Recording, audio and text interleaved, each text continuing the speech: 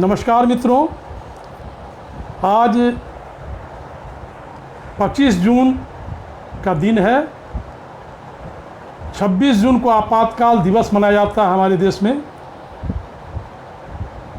25 जून 1975 को लोकनायक जयप्रकाश नारायण के नेतृत्व में एक दिन पहले बाद 26 जून को एक बहुत बड़ी सभा हुई थी रामलीला मैदान में। उसके बाद ही आपातकाल लगा था और आज मैं आपको बताना चाहता हूँ उस समय की परिस्थितियाँ जब देश में आपातकाल लागू हुआ था।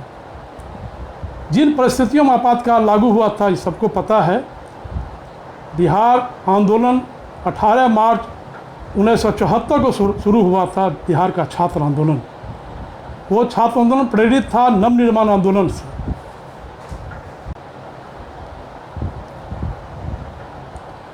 वो आंदोलन प्रेरित था नवनिर्माण आंदोलन जो गुजरात में हुआ था।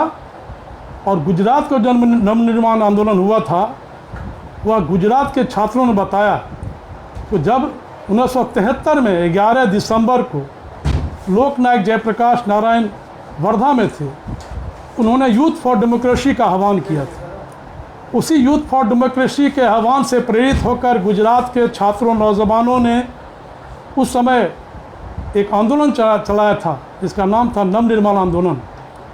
और उस समय चिमन भाई की सरकार थी और वो महंगाई के सवाल पर, भ्रष्टाचार के सवाल पर, बेरोजगारी के सवाल पर वो सरकार के अंदर विद्रोह हुआ और बहुत बड़ा आंदोलन हुआ जिसमें मोरारजी देसाई अनशन बैठे। नतीजा हुआ कि चिमन भाई की सरकार गिर गई। उसके बाद उसी आंदोलन की प्रेरणा को लेकर बिहार के छात्रों ने बिहार आंदोलन में 18 मार्च 1974 को बिहार विधानसभा घेरने का काम किया। उसमें विधानसभा घेरने का जो तात्पर्य था, जो बिहार आंदोलन की मुख्य मांगें थी, भ्रष्टाचार के विरुद्ध आंदोलन था। बिहार में महंगाई बढ़ गई थी, छात्रों के मेस का दाम बढ़ गया था, कॉपी कागज़ किताब के दाम बढ़े हुए थे। उसके पहले फरवरी में एक सभा हुई थी व्हीलर सीनेट हॉल में, जिसमें तमाम लोग शामिल थे। छात्र दल, अखिल भारतीय विद्यार्थी परिषद, समाजवादी युवजन सभा, SFI, तमाम तरह के लोग थे। कि बाद में कम्युनिस्ट पार्टी का जो संगठन था वो लोग बाहर हो गए और इन लोग के नेतृत्व में समाजवादी युवजन सभा, अखिल भारतीय विद्यार्थी परिषद और अन्य छात्र संगठनों के नेतृत्व में वो आंदोलन शुरू हुआ, जो बिहार आंदोलन छात्र आंदोलन कहा जाता है, जिसमें छात्र संघर्ष समिति का निर्माण हुआ था। वह छात्र संघर्ष समिति का जो आंदोलन हुआ देश भर में, बिहार से वो आंदोलन शुरू हुआ। नतीजा हुआ कि उसमें काफ़ी कुछ हिंसा भी हुई। बिहार का राजस्थान होटल भी जला और पूरे बिहार विधानसभा को पुलिस द्वारा घेर लिया गया। छात्रों ने इस्तीफ़ा, गफूर की सरकार थी, अब्दुल गफूर की, लोगों ने मांग की कि अब्दुल गफूर जी आप इस्तीफ़ा दे दें, आपसे बिहार नहीं संभल रहा है। नतीजा हुआ कि सारे, उस समय इंदिरा जी सत्तानशीन थी, उनको लगा कि यह आंदोलन दब जाएगा, लेकिन आंदोलन की चिंगारी इतनी फैली, नतीजा कुछ हिंसाएं हुई। उसके बाद लोग सब मिलकर जयप्रकाश नारायण के पास गए, उनसे आग्रह किया कि जेपी आप नेतृत्व संभालें, आपके अंदर लोगों का विश्वास है, आपके ऊपर जनता का विश्वास है, यह आंदोलन का आप नेतृत्व करें। जयप्रकाश जी ने सोचकर कहा कि यह आंदोलन तभी मैं नेतृत्व करूंगा जब अहिंसा मुक्त आंदोलन होगा। हमला चाहे जैसा होगा, हाथ हमारा नहीं उठेगा। हिंसा मुक्त आंदोलन होगा तभी इस आंदोलन का मैं नेतृत्व करूंगा। और उन्होंने, उनके नेतृत्व में 8 अप्रैल को कांग्रेस मैदान में एक बड़ी जुलूस, मौन जुलूस निकला। वह मौन जुलूस इतना प्रभावकारी था, उसमें बिहार के छात्र नौजवान, वहाँ के कलाकार, साहित्यकार फणीन्द्रनाथ रेणु, कवि नागार्जुन, तमाम ऐसे लोग जो देश के बिहार में अपनी एक हैसियत रखते थे, उस आंदोलन के पीछे हुए। उनका नेतृत्व लोकनायक जयप्रकाश नारायण ने किया। नतीजा हुआ, सब ने देखा कि लोगों की पदचापें सुनाई दे रही थी, हाथों में तख्तियाँ थी जिसमें था क्षुब्ध हृदय है बंद जवान, हमला चाहे जैसा होगा, हाथ हमारा नहीं उठेगा। उसमें कई नारे लगते थे, जिस ओर जवानी चलती है उस ओर जमाना चलता है। मित्रों, वह आंदोलन इतना प्रभावकारी था, पूरे पटना के लोगों ने देखा कि किस तरह का आंदोलन में लोगों ने किया, और लोकनायक जयप्रकाश नारायण के नेतृत्व में जो आंदोलन शुरू हुआ तो लोगों ने देखा कि किस तरह से पटना के नागरिकों ने फूल बरसा कर उनका स्वागत किया। उसमें जयप्रकाश जी का एक बहुत अच्छा नारा था, सच कहना अगर बगावत है तो समझो हम भी बागी हैं। संपूर्ण क्रांति अब नारा है, भावी इतिहास हमारा है। जहाँ जहाँ जुल्मों का गोल, बोल है जवानों हल्ला बोल, और दम है कितना दमन में तेरे, देख लिया और देखेंगे। इस तरह की बातें चलती थी। और उस मौन जुलूस में जो प्रभावकारी जुलूस था, जिसका नेतृत्व खुद लोकनायक जयप्रकाश नारायण कर रहे थे, बहुत ही ज़बरदस्त आंदोलन हुआ। उसके बाद फिर 5 जून का आंदोलन हुआ। 5 जून को, 8 अप्रैल के बाद 5 जून को पटना के गांधी मैदान में, उस ऐतिहासिक मैदान में इतनी बड़ी सभा हुई जिसमें 10 लाख लोग शामिल हुए। और उसमें लोगों ने देखा कि किस तरह से लोकनायक जयप्रकाश नारायण के नेतृत्व में उन्होंने उस समय, उसी दिन 5 जून को संपूर्ण क्रांति का ऐतिहासिक सिंहनाद किया, जिसमें उन्होंने 7 क्रांतियों की बात की। सामाजिक, आर्थिक, राजनीतिक, सांस्कृतिक, शैक्षणिक और नैतिक क्रांति की बात उन्होंने की थी। मित्रों, संपूर्ण क्रांति की बहुआयामी रचना उनके दिमाग में थी, और जो उनके विचार थे वो विचार आज भी प्रभावकारी हैं। मुझे ऐसा लगता है उस आंदोलन की आग की लपटें इस तरह फैली कि वो आंदोलन पूरे देश भर में फैल गया, और नतीजा हुआ इंदिरा जी को सोचना पड़ा, और तमाम विपक्षी दल जयप्रकाश जी के नेतृत्व के नीचे आ गए। और जयप्रकाश जी ने उसी दिन संपूर्ण क्रांति का नारा दिया कि संपूर्ण क्रांति अब नारा है, भावी इतिहास हमारा है। ये नखत अमा के बुझते हैं, सारा आकाश तुम्हारा है।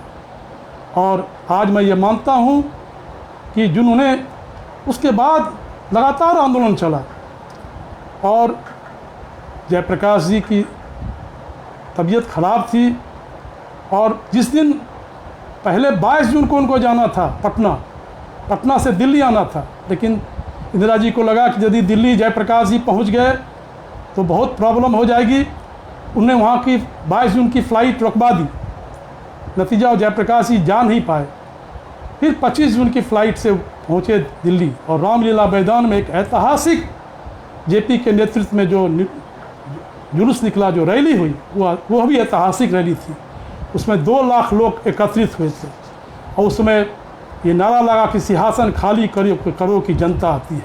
क्योंकि 12 जून को इसके पीछे एक तत्व और था, आपातकाल जो लगा उसके पीछे एक तत्व था कि राजनारायण जी ने 1971 में इंदिरा गांधी के खिलाफ रायबरेली से चुनाव लड़ा था। उसमें उनके खिलाफ उन्होंने केस किया, जिसके वकील शांति भूषण जी थे, और उनके जगमोहन लाल सिन्हा थे जज इलाहाबाद न्याय। और इलाहाबाद न्यायालय में 12 जून को जो फैसला आया, इसमें इंदिरा गांधी की सरकार को उन्होंने कहा यह चुनाव अवैधानिक है। नतीजा हुआ कि पूरे देश भर में इसकी मांग उठने लगी, इंदिरा जी इस्तीफ़ा दो, इस्तीफ़ा दो। इससे इंदिरा सरकार घबरा गई, उन्होंने देश में आपातकाल लागू किया। 25 जून की रात में आपातकाल लागू हुआ, और नतीजा हुआ कि लोगों को हर बड़े नेता गिरफ्तार कर लिए गए, चाहे मोरारजी देसाई थे, चौधरी चरण सिंह हों, अटल बिहारी वाजपेयी, आडवाणी जी, तमाम ऐसे नेता, देश के नेता जो उसमें बड़े नेता थे, गिरफ्तार हो गए। उसमें बिहार में जो आंदोलन चल रहा था उसका नेतृत्व लालू प्रसाद यादव, सुशील कुमार मोदी, वशिष्ठ नारायण सिंह, नरेंद्र सिंह, शिवानंद तिवारी, कई लोग उसमें शामिल थे। वह छात्र आंदोलन बड़ा प्रभावकारी आंदोलन था। उसमें नारा लगता था, अंधेरे में एक प्रकाश, जय प्रकाश, जय प्रकाश। उसमें खुला दाखिला, सस्ती शिक्षा, लोकतंत्र की यही परीक्षा। तो इस तरह से जो नारे लगते थे, और आज भी ये मैं कहता हूँ, जयप्रकाश ने युवकों को एक संदेश दिया था, जिसमें जेपी का अंतिम संदेश, युवक बचाएं अपना देश, और नए युग की जिन्हें तलाश उनका साथी जयप्रकाश। मैं आज ही मानता हूँ, आज बिना आज लोग कहते हैं लोकतंत्र का जो क्षरण हो रहा है, आज भारतीय गणतंत्र की जो स्थिति है वो आप देख रहे हैं किस तरह से भारतीय लोकतंत्र का स्वरूप घटता जा रहा है, लोकतंत्र की मूल्य मर्यादा ध्वस्त हो रहा है। आज भारतीय लोकतंत्र को बचाने की आवश्यकता है। 1975 में जब आपातकाल लगा तो जयप्रकाश नारायण ने लोकतंत्र को बचाने का काम किया मित्रों। तो अब समय है, हालांकि आज अभी जुड़ना था कई लोगों को, प्रोफेसर आनंद कुमार को, और खुद लोकनायक जयप्रकाश के प्रपौत्र विवेक प्रसाद जी अभी आए हैं, लेकिन कुछ तकनीकी कारणों से कुछ सपोर्ट नहीं मिल पाया, जिस वजह से अभी हमको लाइव करना पड़ रहा है। लेकिन अभी मैं समय लेकर सबको फिर से इसको उनको एकत्र कर रहा हूँ। कुछ तकनीकी कारणों से लोग शामिल नहीं हो पाए, लेकिन अभी तुरंत कुछ देर में शामिल होंगे। आप लोग को एक नया भेजेंगे लिंक। और मैं ऐसा मानता हूँ उस समय की जो स्थितियाँ थी, उन्होंने लोकतांत्रिक धर्मनिरपेक्ष समाजवादी समाज की बात की थी, पूंजीवादी वैश्वीकरण से जूझता जो समाज उसकी बात की थी, सत्ता की विकेंद्रीकरण की बात थी, बेहतर राजनीति समस्या का समाधान की बात की थी, और भूमंडलीकरण का दौर और समाजवाद का महत्व की बात की थी, और विकसित समाज बनाने के लिए उन्होंने क्रांति की बात की थी मित्रों, और सिटीजन फॉर डेमोक्रेसी की बात की थी। मैं ऐसा मानता हूँ कि जयप्रकाश जी का आंदोलन जो इतना बड़ा व्यापकता लिए आंदोलन था, वो आंदोलन 18 मार्च 1974 को छात्र आंदोलन शुरू हुआ, और 8 अप्रैल को जो जेपी के नेतृत्व में शुरू हुआ आंदोलन, वो लगातार चलता रहा। और 1977 में उसकी परिणति हुई, जनता पार्टी का गठन हुआ। विपक्षी दलों ने जयप्रकाश जी के नेतृत्व माना स्वीकार किया, जिसे Bharatiya Jansangh, Lokdal, socialist party of India, Samyukta socialist party और तमाम ऐसे दल, चौधरी चरण सिंह की पार्टी, तमाम ऐसे दल शामिल हुए और नवनिर्माण हुआ। और नतीजा यह हुआ कि चुनाव 1977 में चुनाव, हमको लगता है कि 77 के पहले जब जयप्रकाश जी का किडनी खराब हो गया था, सबको पता है, जेपी जब जेल में थे, चंडीगढ़ जेल में, जिसमें उन्होंने कविता भी लिखी थी अपने ऊपर, और धर्मवीर भारती ने उस समय एक बहुत अच्छी कविता लिखी थी, मुनादी की थी कि खलक खुदा का, मुल्क बादशाह का, हुक्म शहर कोतवाल का, हर खास आम को आगाह किया था कि खबरदार रहें, एक 72 वर्ष का बूढ़ा आदमी अपनी कांपती कमज़ोर आवाज़ में सड़कों पर सच बोलता हुआ निकल पड़ा है। क्या तुमने नहीं देखी वह लाठी जिससे हमारे कद्दावर जवान ने इस निहत्थे कांपते बूढ़े को ढेर कर दिया? अब पूछो कहाँ है वह सच जो इस बुढ़े ने सड़कों पर बकना शुरू किया था? हमने अपने रेडियो के सर ऊंचे करा दिए और कहा कि ज़ोर ज़ोर से फिल्मी गीत बजाएं ताकि थिरकती धुनों को दिलकश बुलंदी में इस बुढ़े की बकवास दब जाए। उस तरह की कविताएं धर्मवीर भारती ने, बहुत लंबी कविता है जो उन्होंने लिखी थी, जो आज भी इस बात की गवाही देता है उस समय क्या स्थितियाँ थी। और वो आंदोलन की धार थी, इतनी बड़ी धार थी, इतनी मजबूत धार थी। तमाम साहित्यकार, राजनेता, विधि विशेषज्ञ, किसान, मजदूर, छात्र, तमाम लोग उसमें शामिल हुए थे। और जयप्रकाश जी ने खुद कहा था कि क्रांति सबसे परिवर्तन, नवनिर्माण दोनों ही अभिप्रेत हैं। संघर्ष और रचना की दोहरी प्रक्रिया संपूर्ण क्रांति को फलीभूत करने के लिए आवश्यक है, और संपूर्ण क्रांति के लिए लंबे अरसे तक संघर्ष में जूझना होगा, और रचनात्मक था सृजनात्मक काम करने होंगे। रचनात्मक कार्य को साधन नहीं बनाना चाहिए, वे साध हैं, उनको करते हुए संघर्ष के सवाल पैदा होते हैं, तो उनसे हटना भी नहीं चाहिए, उनका मुकाबला करना चाहिए। लेकिन रचनात्मक काम अपने आप में एक महत्वपूर्ण काम है। वो जीवन में आंदोलन के बाद भी सुधार की बात करते थे। और आपको बता दूं, जब चंडीगढ़ जेल में बंद थे, जिसमें आज जो उपायुक्त हमारे बीच उपस्थित होने वाले थे, एक तकनीकी कारणों से उपस्थित नहीं हो पाए, फिर बाद में हम उनको उपस्थित करेंगे, श्री MG देवसाहन, उसमें चंडीगढ़ के उपायुक्त थे, और वो जयप्रकाश जी से बराबर मिला करते थे। जब जयप्रकाश जी का किडनी खराब हो गया था और उनको डॉक्टर देखने आते थे, इंदिरा गांधी जी की रिपोर्ट पहुंची, अगर जेपी को नहीं छोड़ा गया तो पूरे दुनिया में इस बात की तहलका मच जाएगी और लोग इंदिरा जी को इसके लिए कभी माफ़ नहीं करेंगे। और जयप्रकाश ने जेल में, जब किसी ने कहा कि जेपी आप तो विफल हो गए, तो उन्होंने एक युवा शक्ति का आह्वान किया और उन्होंने कहा कि जीवन विफलताओं से भरा है, सफलताएं जब कभी आई निकट, दूर ठेला उन्हें निज मार्ग से, तो क्या वह मूर्खता थी? नहीं, सफलता और विफलता की परिभाषाएं भिन्न है मेरी। इतिहास से पूछो कि वर्षों पूर्व क्या नहीं बन सकता प्रधानमंत्री क्या, किंतु मुझ क्रांति शोधक के लिए कुछ अन्य ही पथ माने थे, उद्दिष्ट थे पदत्याग के, पथ संपूर्ण क्रांति के। जग जिन्हें कहता विफलता थी शोध की वो मंजिलें, जग जिन्हें कहता विफलता थी शोध की मंजिलें, मंजिलें वे अनगिनत हैं, गंतव्य अति दूर है। रुकना नहीं मुझको कहीं अवरुद्ध जितना मार्ग हो, निज कामना कुछ है नहीं सब है समर्पित इसको। तो विफलता पर तुष्ट हूँ अपनी, और यह विफल जीवन सत सत धन्य होगा यदि समान धर्म प्रिय तरुणों का कंका कृण मार्ग यह कुछ सुगम होना जाए। तो उनका संदेश था कि जब तक समान धर्म प्रिय तरुणों का कंका कृण कुछ मार्ग सुगम बना जावे, तभी हम समझे कि जीवन में हमने कुछ किया है और हमने इसका किया है। और उन्होंने स्वतंत्रता के बारे में उन्होंने बहुत अच्छा कहा था कि स्वतंत्रता मेरे जीवन का एक आकाशदीप बनी और अंत तक। और उन्होंने मनुष्य के व्यक्तित्व की स्वतंत्रता, विचार की स्वतंत्रता और आत्मा की स्वतंत्रता, यह स्वतंत्रता मेरे जीवन की एक निष्ठा बनी, रोटी के लिए, सुरक्षा के लिए, समृद्धि के लिए और राज की प्रतिष्ठा के लिए, अथवा दूसरी किसी भी तरह का मैं कोई समझौता नहीं कर सकता। उन्होंने जो जयप्रकाश जी ने आपातकाल में उन्होंने एक बहुत अच्छी चीज़ें बताई थी। उन्होंने अपने जेल डायरी में लिखा कि मेरे पिछले जीवन का रास्ता बाहर के लोगों को भले ही टेढ़ा मेढ़ा पेचीदा लगे, वे उसे अनिश्चित और अंधकार में टटोलना समझे, किंतु जब मैं अतीत पर दृष्टि डालता हूँ तो मुझे उसमें विकास की अटूट रेखा दिखाई देती है।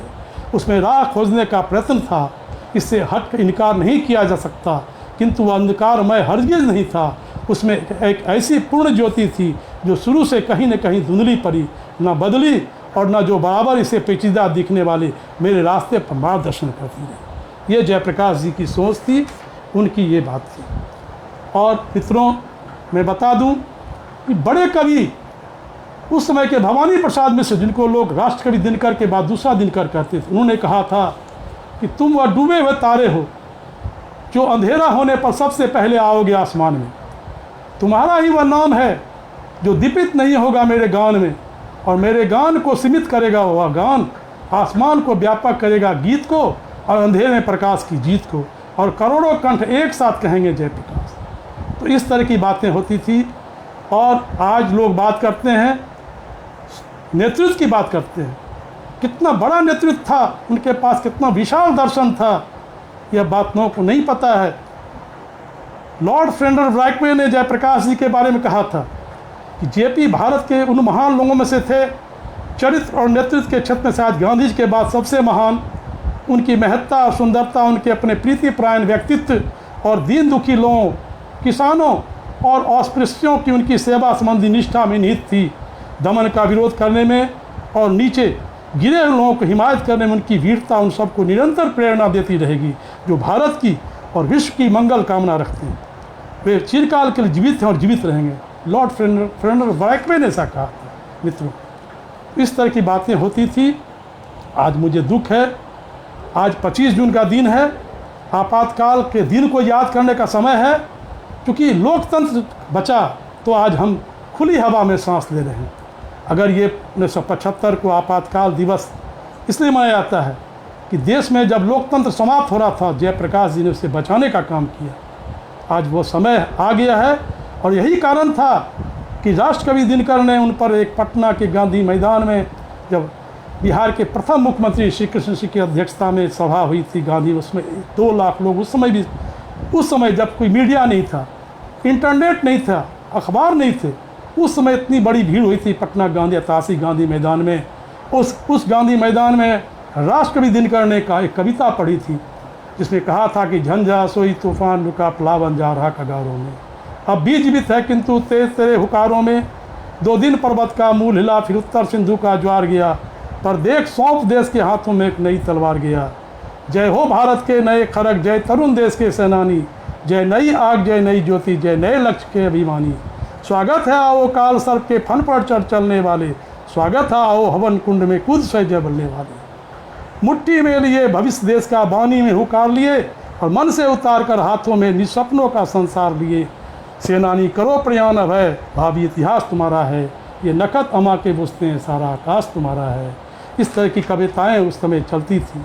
और उन्होंने और लिखा था कि है जयप्रकाश वह जो कि पंगु का चरण मुख की भाषा है जयप्रकाश वह टिकी हुई जिस पर स्वदेश की आशा है। हाँ जयप्रकाश है नाम समय के करवट का अंगड़ाई का, भूचाल बवंडर के ख्वाबों से भरी हुई तरुणाई का। है जयप्रकाश वह नाम जिसे इतिहास समादर देता है, बढ़कर जिसके पचिनों को उड़ पर अंकित कर लेता है।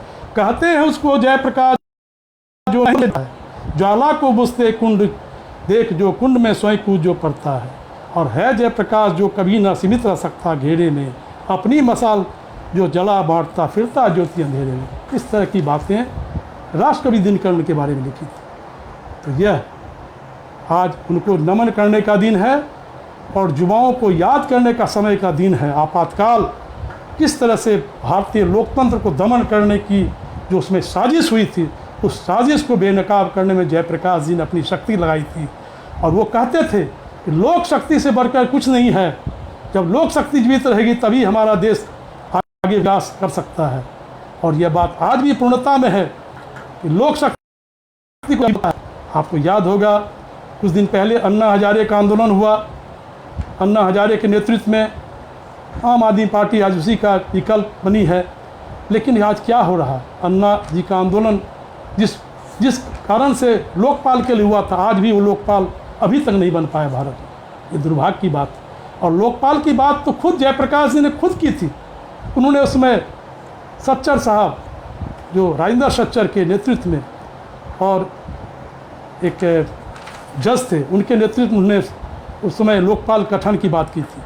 उन्होंने ऐसा कहा था कि भाई जनतांत्रिक और नैतिक मूल्यों की पुनर्स्थापना, उच्च जीवन मूल्यों, लोकतांत्रिक आदर्शों में आस्था और समता पर आधारित शोषण समाज की रचना करना इस समय का उद्देश्य है। और उन्हें कहा था कि यदि हमें सामाजिक और मानवीय मूल्यों को बदलने का काम करना है तो यह काम अपने हाथ में सत्ता ले लेने से नहीं हो सकेगा। भूतकाल का इतिहास और वर्तमान की विविध क्रांतियाँ प्रकार प्रकार कर हमसे कह रही है कि मूल परिवर्तन का और नहीं मानवीय संस्कृति के निर्माण का यह काम हम सत्ता के द्वारा कभी नहीं सकते। आज जो लोग कहते हैं कि बिना सत्ता के हम कुछ नहीं कर सकते, ये सत्तावादियों के लिए चुनौती है।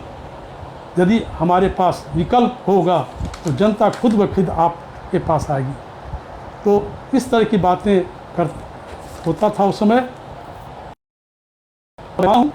आज वही स्थिति है।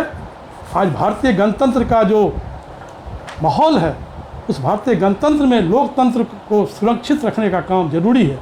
और यह काम तभी हो सकता है जब देश को विकास के रास्ते पर ले चले।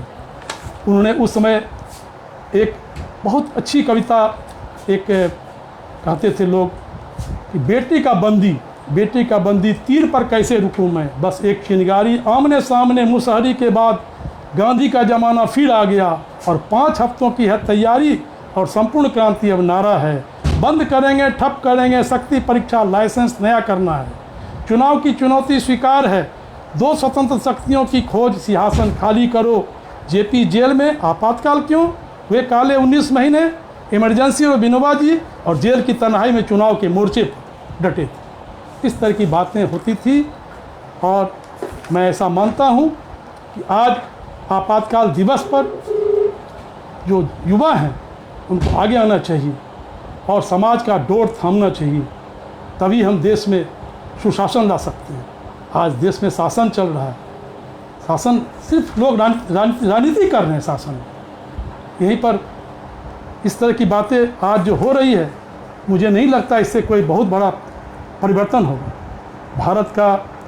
भारत का जो स्वराज आंदोलन के बारे में जयप्रकाश जी का जो राय थी, उन्होंने कहा था कि भारत का स्वराज आंदोलन एक सर्वोत्तम लोक आंदोलन था। वह राजनीति यानी राज की राजनीति नहीं थी, बल्कि लोक नीति यानी जनता की राजनीति। जनता की ऐसी राजनीति के लिए गांधी ने अपना सारा जीवन लगाया और अपने जीवन के अंतिम घड़ियों में देश के सामने एक ऐसी योजना रख कर गए जिससे जनता की राजनीति का विकास हो सके और लोक शक्ति फलती फूलती रहे। और लोक शक्ति के लिए जयप्रकाश जी ने उसमें छात्र विवाह संघर्ष वाहिनी का निर्माण किया और गांव-गांव में लोक शक्ति जगाने का काम करने के लिए लोक समिति बनाने का आह्वान किया था। उन्हें कहा कि गांव-गांव में जनता सरकार का गठन हो, जिसको आज केजरीवाल मोहल्ला समिति की बात करते हैं। कोई नई चीज़ नहीं उन्होंने कहा। जयप्रकाश जी की बात को जो लोक समिति की बात की थी, उसी को मोहल्ला समिति की बात करते हैं। उस समय आज ये माहौल है, जन समितियों के निर्माण से ही देश का विकास संभव है। और मैं ऐसा मानता हूँ, आज भी संपूर्ण क्रांति के जो विचार थे उनके, अगर उसको लागू किया जाए तो तमाम संसदीय कार्यों का, जो संसदीय राजनीति है उसका, समस्याओं का इसमें हल है, उसमें बिल्कुल सन्निहित है। तो मैं ऐसा मानता हूँ मित्रों, और मुझे लगता है कि आपातकाल दिवस पर जो आज लोकनायक जयप्रकाश को याद करने का दिन है, उन्हें अंतर प्रेरणा से लोगों के मन में एक विश्वास जगाया था। भारत की राजनीति, बुनियादी राजनीति को बदलने का काम किया था, देश के समाज नीति को बदलने का काम किया था। इस तरह की बातें जो समाज में आज हो रही है, और आप देख रहे हैं परिवर्तन की बुनियाद की धारा बह निकली है, वो आगे रुकेगी नहीं। और संपूर्ण क्रांति आंदोलन जो है एक सतत क्रांति है, कभी रुकने वाली क्रांति नहीं है, ये अनवरत क्रांति है। ये कभी रुक सकती है, अवरुद्ध हो सकती है, लेकिन वो क्रांति अटूट है, उसकी रेखा अटूट है। वो आज न कल बिल्कुल उसकी संपूर्ण क्रांति के जो विचार थे आज भी प्रासंगिक हैं, मैं ऐसा मानता हूँ। और ऐसा महसूस होता है कि आज कहीं न कहीं जयप्रकाश जी के विचार की जरूरत है। जयप्रकाश जी ने एक बात और कही थी, उन्हें कहा था संसदीय लोकतंत्र में लोग उसके केवल निष्क्रिय वाहक न बनकर सक्रिय रीति से अपने द्वारा चुने गए प्रतिनिधियों से जवाब पूछने वाले, अंततः उनकी गतिविधियों पर अंकुश रखने वाले सच्चे डेमोस यानी लोक के रूप में व्यवहार कर सकते हैं। और इसमें सबसे मुख्य बात यह है कि लोकतंत्र में लोक शक्ति राजशक्ति की तुलना में सर्वोपरि है। राजशक्ति लोक शक्ति के अधीन है, इसलिए आवश्यकता पड़ने पर बिना किसी बाधा के लड़ाई छेड़ने, आंदोलन चलाने का लोगों का अधिकार है। आज भले मोदी जी ने कहा आज किसान आंदोलन चल रहे हैं, देश भर में बहुत सारे आंदोलन हो रहे हैं और कई लोगों को अरेस्ट भी किया गया। मैं ऐसा मानता हूं कि जो आंदोलन की धारा रुकनी नहीं चाहिए, लेकिन गलत तत्व प्रवेश भी ना करें, ये बात भी। मित्रों, अभी कुछ दिन में लोकनायक जयप्रकाश नारायण के प्रपौत्र शामिल होने वाले हैं, वो आएंगे आप लोग के बीच, तो मैं उनको आमंत्रित करूंगा, लेकिन उसका लिंक आप लोग को भेजता हूं थोड़ी देर में। और अभी उन्होंने मुझे मैसेज किया है। लोकनायक जयप्रकाश नारायण को अपनी संतान नहीं थी, उनके छोटे भाई थे राजेश्वर बाबू, उनसे छोटे भाई थे। उनके प्रपौत्र हैं श्री विवेक प्रसाद, जो चार्टर्ड अकाउंटेंट हैं। उन्होंने अभी हमसे संपर्क किया है और अभी और समय लेकर देश के जाने माने विचारक श्री प्रोफेसर आनंद कुमार, देश के जाने माने पूर्व सांसद एवं वरिष्ठ पत्रकार श्री संतोष भारतीय, जेपी के साथ जब जयप्रकाश जी जेल में थे उस समय के उपायुक्त, चंडीगढ़ के उपायुक्त और भारतीय प्रशासनिक सेवा का अवकाश प्राप्त अधिकारी श्री एमजी देवसहायम और श्री जाबिर हुसैन, बिहार के पूर्व स्वास्थ्य मंत्री, बिहार विधान परिषद के पूर्व अध्यक्ष जुड़ने वाले हैं, लेकिन अभी उसके लिए कुछ तकनीकी कारणों से उपस्थित नहीं हो पाए। कुछ देर के बाद हम आप सभी को लिंक भेजेंगे और वो भी अपनी बात रखेंगे। बस मैं आज के लिए मैं इतना ही कहना चाहता हूँ। आप कहीं न कहीं मुझे लोगों को ये महसूस होता है कि जो जयप्रकाश जी के जो थॉट थे, क्योंकि जयप्रकाश जी ने अपनी पूरी ज़िंदगी देश के समाज के गुणात्मक परिवर्तन के लगा दी। जेपी एक मार्क्सवादी भी थे, मार्क्सवाद का ज्ञान अमेरिका में पढ़ाई करने के बाद जब वो यहाँ आए तो प्योर समाजवादी बने। मार्क्सवाद से समाजवाद और समाजवाद से भूदान आंदोलन में गए। भूदान में आकर जब विनोबा भावे के नेतृत्व में जब भूदान आंदोलन चल रहा था तो उनका काम कई अवसरों पर है। उन्होंने अपने को क्रांति शोधक कहा है, इसने कहा है कि जीवन भर शोध की प्रक्रिया में चले। उनने अंग्रेज़ों की आज़ादी की लड़ाई किया और समाजवादी आंदोलन पर शामिल हो गए। जब 1934 में कांग्रेस सोशलिस्ट पार्टी का निर्माण हुआ था अंजुमन इस्लामिया हॉल में, उसमें आचार्य नरेंद्र देव के नेतृत्व में, अध्यक्षता में वो बहुत बड़ा पटना में आंदोलन ये गठन हुआ था कांग्रेस सोशलिस्ट पार्टी का, जिसमें अरुणा आसफ अली, अच्युत पटवर्धन, मीनू मसानी, अशोक मेहता, तमाम ऐसे बड़े नेता, यूसुफ मेहर अली, सब लोग ने एक पार्टी खड़ा की कांग्रेस के अंदर, कांग्रेस सोशलिस्ट पार्टी, जो कि बाद में सोशलिस्ट पार्टी ऑफ इंडिया बनी, फिर बाद में प्रजा सोशलिस्ट पार्टी बनी, जिसमें आचार्य जे बी कृपलानी से तमाम तरह के लोग थे, और फिर डॉक्टर राम मनोहर लोहिया के नेतृत्व में संयुक्त सोशलिस्ट पार्टी बनी, जो बहुत दिनों तक उस पार्टी का चलता रहा। और उस समय की जो मर्यादा थी, जो आंदोलन थे, उस तरह के चलते थे। आपको मैं बता दूं, उस आंदोलन के दौरान में कविताएं बड़ी चर्चित थी, जो सत्यनारायण जी ने लिखा था, कितने दिन, थोड़ा सा वही सुना देता हूँ, कि जुल्म का चक्कर और तबाही कितने दिन, हम पर तुम पर सर्द स्याही कितने दिन, बीते बरस अनेक महज कुछ नारों में, सुविधा बट गई सत्ता के सरदारों में, हम तुम शामिल हुए फ़कत बेकारों में, बोलो भैया यह मनचाही कितने दिन कितने दिन। अजब हाल है सब कुछ गोरख धंधा है, अजब हाल है सब कुछ गोरख धंधा है, जनता की गर्दन शासन का फंदा है, कश्ती जाती फांस की कातिल अंधा है, होश करो यह हिटलर शाही कितने दिन कितने दिन। बढ़ता जाता जोर मुनाफा करोड़ों का, कुछ आढ़त के कुछ कुर्सी के चोरों का, उठो साथियों उठा बवंडर जोड़ों का, हम मेहनत कश अब कोताही कितने दिन कितने दिन। वे करते हैं हम भरते हैं ऐसा क्यों, वे जीते हैं हम मरते हैं ऐसा क्यों, नहीं जानवर हम चरते हैं ऐसा क्यों, सच कहने की कहो मनाही कितने दिन कितने दिन। बदलेगा अब तो यह आलम बदलेगा, बहुत गर्म है हवा की मौसम बदलेगा, फिर हवा बदलेगी आदम बदलेगा, यह गोली बंदूक सिपाही कितने दिन कितने दिन। इस तरह की बातें होती थी।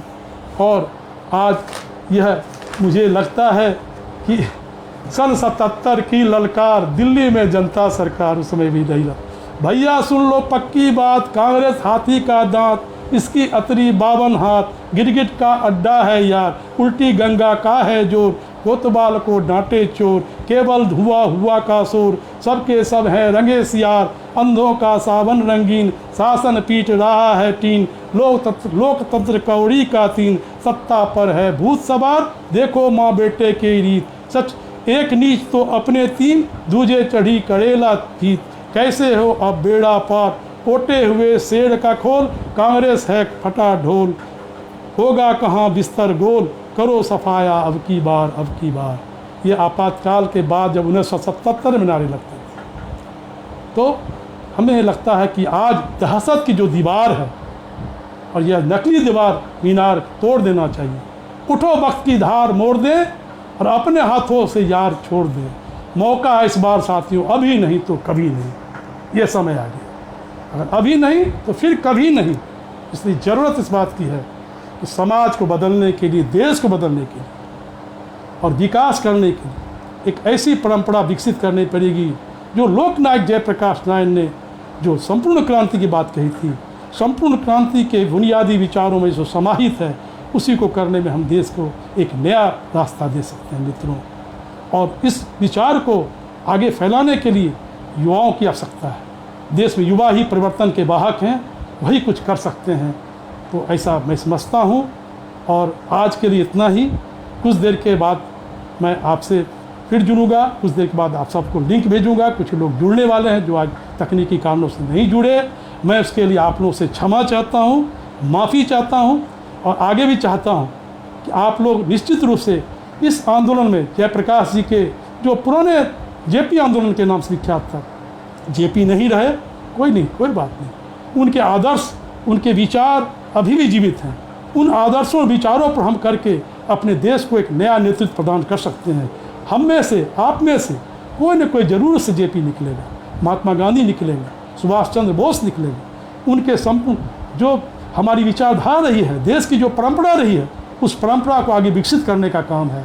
हमारे देश में एक से एक लोग हुए हैं, आचार्य नरेंद्र देव, विवेकानंद, ऐसे महापुरुष हुए हैं जिन्होंने दुनिया को राह दिखाई है, भारत को नई शक्ति से परिचित कराया है। एक से एक हमारे पास विद्वान लोग हुए हैं, एक से एक शिक्षा शास्त्री हुए हैं। तो ऐसा नहीं है कि कोई कमी है। बिहार, हमारी जो बिहार की पृष्ठभूमि है, 1857 के अमर सेनानी वीर कुंवर सिंह, विद्यापति, चंद्रगुप्त चाणक्य, क्या नहीं है।